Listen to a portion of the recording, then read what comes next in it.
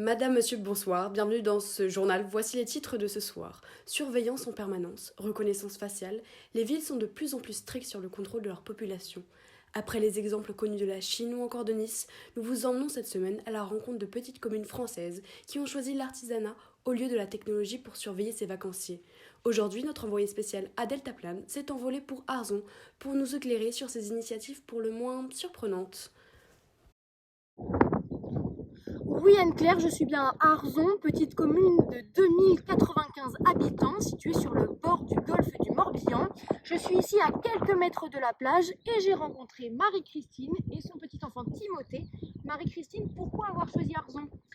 Oui, eh bien écoutez, c'est vrai que nous, depuis quelques années, nous avons trouvé refuge dans cette commune. Alors c'est vrai qu'avant nous allions sur le port, mais bon, avec toutes ces caméras de surveillance, on ne s'y retrouvait plus. Donc maintenant, notre petit plaisir, c'est d'aller sur la plage. C'est quand même bien plus verdoyant, n'est-ce pas Timothée? Et puis on se sent bien plus protégé des caméras de surveillance, j'ai envie de vous dire, parce que c'est devenu pénible. Voilà, donc on se sent quand même protégé parce qu'il y a des petits nageurs. Mais bon, voilà, quoi, ça nous suffit. Et puis, on va aller profiter de la plage, du grand air. On a pris notre nécessaire.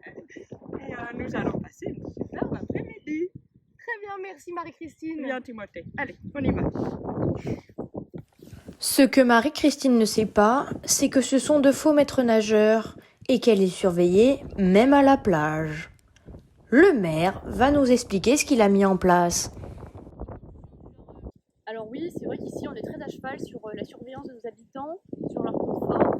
Alors c'est vrai qu'ici on a trouvé la solution, la surveillance humaine plutôt que la surveillance avec les caméras qu'on avait tendance à mettre en ville avec environ, 1500 caméras par quelques mètres carrés. Mais maintenant, avec des humains plutôt que des caméras, on se sent mieux, on se sent plus en sécurité et c'est un confort maximal pour mes chers habitants.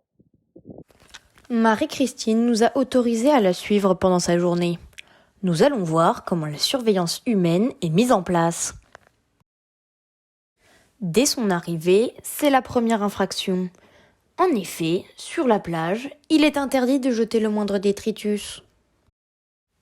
La journée de Marie-Christine se poursuit et c'est rebelote. La pêche à l'épuisette est formellement interdite. Et c'est encore un carton rouge pour Marie-Christine. En fin de journée, Timothée veut se soulager, mais c'est encore une infraction. Pas de pipi dans l'eau qui peut détruire les coraux. Marie-Christine repart le cœur amer de la plage d'Arzon. La solution du maire était-elle finalement une bonne idée? L'hypersurveillance de la population, que ce soit en ville ou à la plage, apporte-t-elle une réelle sécurité aux habitants? Cette pratique va-t-elle se démocratiser à toutes les communes de France? C'est ce que nous verrons cet été sur nos plages.